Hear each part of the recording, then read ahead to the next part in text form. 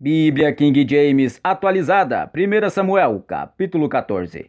A vitória de Jonatas sobre os filisteus.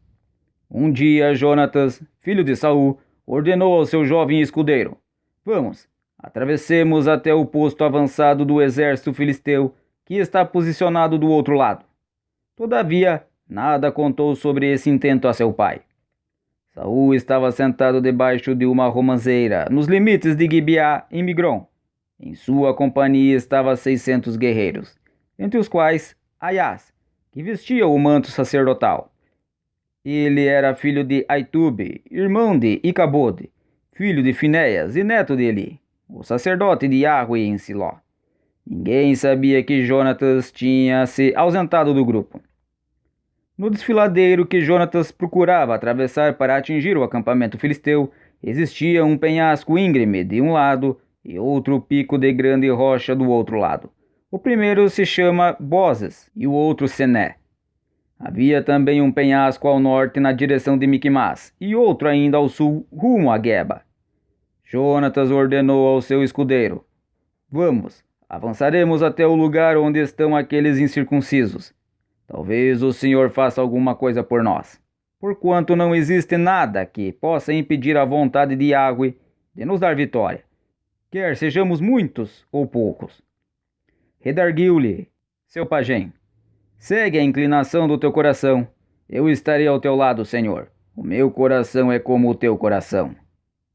Ao que Jonatas afirmou: Eis o que faremos, partiremos na direção deles de peito descoberto. Se aqueles homens nos advertirem, não vos movais até que chegamos perto. Ficaremos parados e não avançaremos sobre eles. Entretanto, se nos convidarem, subi até nós, então subiremos, porque é sinal que Yahweh nos dará a vitória e os entregará em nossas mãos. Então os dois se deixaram ver de peito aberto pelo destacamento dos filisteus, que comentaram entre si: Eis que os hebreus estão abandonando os buracos onde estavam escondidos. E gritaram para Jonatas e o rapaz que o acompanhava: Subi até aqui, pois temo algo a dar-vos a conhecer. Diante dessa convocação, Jonatas advertiu a seu escudeiro: Conserva-te atrás de mim, porque Yahweh acaba de entregá-lo nas mãos de Israel. Em seguida, Jonatas escalou o desfiladeiro, engatinhando, e seu pajem o seguiu logo atrás. Jonatas ia atacando e derrubando os filisteus, e seu escudeiro os ia matando. Naquele primeiro ataque, Jonatas e seu fiel escudeiro mataram cerca de 20 homens, em uma área correspondente ao terreno arado por uma junta de bois em um dia, ou seja, cerca de 1.200 metros quadrados. Então um terrível pavor tomou conta de todo o exército filisteu, tanto sobre os que estavam no acampamento e no campo, como sobre os que estavam nos destacamentos e até mesmo junto às tropas de ataque. Ocorreu um terremoto e grande medo de Deus caiu sobre todos. As sentinelas de Saul em Gibeá de Benjamim observaram o exército filisteu batendo em retirada, correndo e se dispersando em todas as direções. Diante disso ordenou Saul aos seus homens: Fazei a chamada e verificai quem dos nossos está ausente. Concluída a contagem, eis que Jonatas e seu escudeiro estavam ausentes. Então Saul disse a Aias: Trazei a arca de Deus e o éfode, o colete sacerdotal. Naquela época, ela estava com os israelitas e se usava o éfode. Todavia, enquanto Saul falava com o sacerdote, crescia cada vez mais o tumulto no acampamento dos filisteus. Então Saul ordenou ao sacerdote: Deixa por enquanto. Naquele mesmo momento, Saul e todos os seus soldados se reuniram e partiram para o local do combate. Contudo, encontraram os guerreiros filisteus em total confusão, ferindo uns aos outros com suas próprias espadas. Entre os filisteus havia hebreus que estavam ao seu serviço e que tinham subido com eles ao acampamento. Também eles desertaram para reunir aos homens de Israel que estavam com Saul e Jonatas. Todos os homens de Israel que se haviam embocados nas montanhas de Efraim, tendo notícia de que os filisteus fugiam, também se puseram a persegui-los, combatendo-os.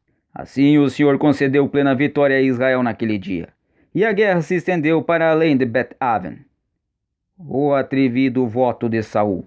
Os homens de Israel estavam exaustos ao final daquele dia, pois Saul lhes havia imposto um juramento ordenando: Maldito seja o homem que comer alguma coisa antes de terminar o dia, antes que eu me tenha vingado dos meus inimigos.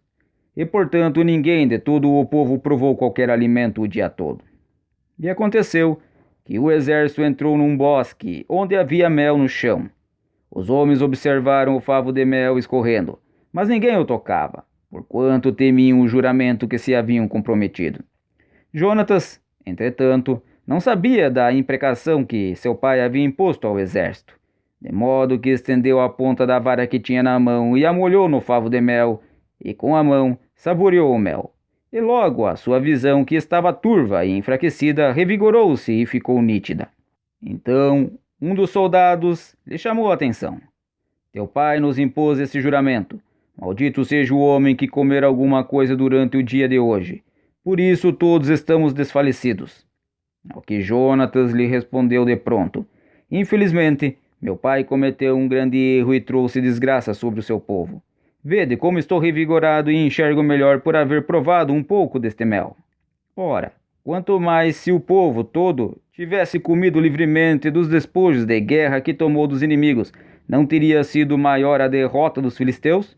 Naquele mesmo dia os israelitas derrotaram os filisteus, lutando desde Micmas até Aijalon. A essa altura, os israelitas estavam muito fracos e esfomeados. Por isso avançaram sobre o que haviam tirado dos inimigos como despojos de guerra e comeram a carne de ovelhas, bois e bezerros de qualquer maneira com sangue. A notícia chegou a Saul nesses termos: O povo está cometendo pecado contra o Senhor, porque está comendo sangue. Então ele determinou: Fostes infiéis, rolai para cá uma grande pedra. E disse mais Saul: Espalhai-vos no meio do povo e dizei: Traga cada um o seu boi ou a sua ovelha. Vós os imolareis aqui e comereis sem pecar contra Yahweh e comendo sangue. Em seguida, durante aquela mesma noite, todos os homens trouxeram o que tinham consigo e procederam à imolação naquele lugar. Então Saul edificou um altar ao Senhor, e foi este o primeiro altar que ele construiu. Jonatas é condenado à morte.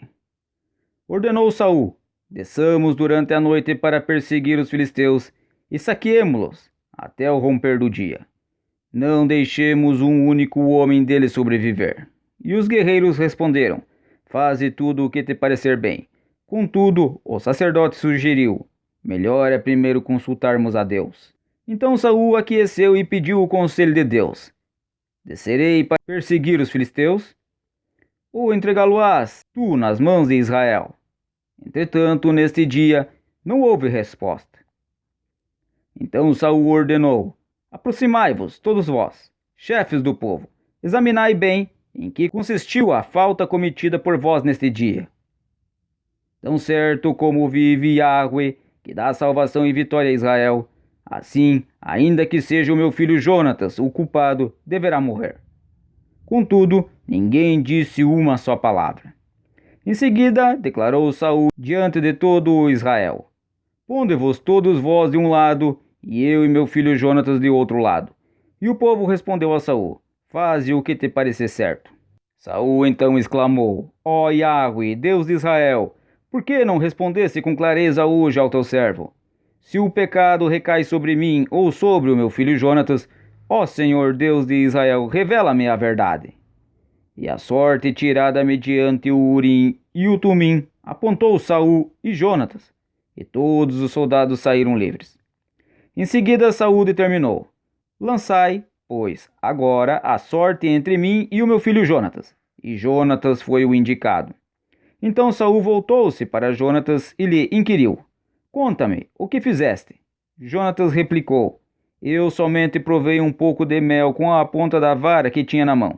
Todavia estou pronto para morrer. E Saul concluiu: Que Deus me castigue com todo rigor, caso você não pague com a morte, Jonatas. Os soldados, contudo, intercederam por Jonatas junto a Saul, argumentando: Jonatas, aquele que alcançou esta grande vitória em Israel vai morrer? De maneira nenhuma. Tão certo como vive Yahweh, não cairá um só cabelo da sua cabeça, porquanto foi na companhia de Deus que ele realizou hoje tudo o que fez. Assim o povo resgatou Jonatas e ele não foi executado. Saul deixou de perseguir os filisteus, que assim puderam voltar à sua terra. Quando Saul assumiu a realeza sobre Israel, lutou contra os seus inimigos em redor, Moabitas, Amonitas, Edomitas, o rei de Zobá e os filisteus. Para onde quer que investisse, o seu exército saía vitorioso. Realizou proezas de empenho e coragem e derrotou os amalequitas, libertando Israel das mãos daqueles que o saqueavam. Saul teve 3 filhos homens, Jonatas, Isvi e Malquizua. A sua filha mais velha chamava-se Merabe e a mais nova Mical. A sua esposa chamava-se Ainuã e era filha de Aimaas. O nome do comandante do exército de Saul era Abner, filho de Ner, tio de Saul. Quis, pai de Saul, e Ner, pai de Abner, eram filhos de Abiel. Durante todos os anos em que Saul viveu, houve guerra encarniçada contra os filisteus. Todos os bravos e valentes que Saul ia conhecendo, imediatamente os recrutava para o seu exército.